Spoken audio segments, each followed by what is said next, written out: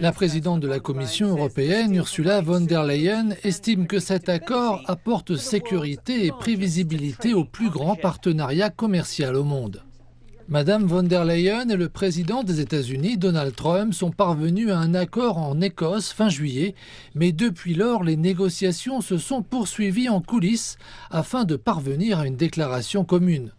L'Union européenne souligne que cette déclaration offre les meilleures conditions possibles aux entreprises européennes et qu'elle les place dans une position concurrentielle pour l'avenir.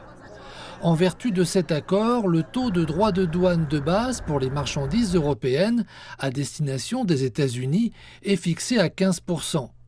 Pendant plusieurs mois, le bloc a fait pression contre ces droits de douane.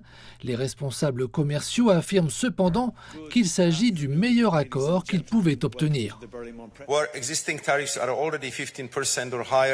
Lorsque les droits de douane existants sont déjà de 15% ou plus, aucun droit supplémentaire ne s'appliquera. Cela signifie que l'Union européenne bénéficiera de droits de douane effectifs nettement inférieurs à ceux d'autres pays. Mais cet accord est assorti de conditions.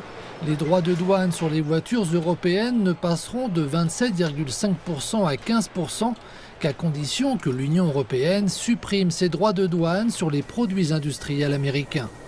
La déclaration stipule également que l'Union européenne a l'intention d'acheter pour 750 milliards de dollars d'énergie américaine d'ici à 2028 et d'investir 600 milliards de dollars dans des secteurs stratégiques américains au cours de la même période.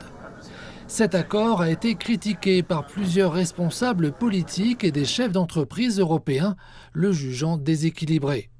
Le secteur des vins et spiritueux fait partie de ceux qui n'ont pas obtenu d'exemption du taux tarifaire de base.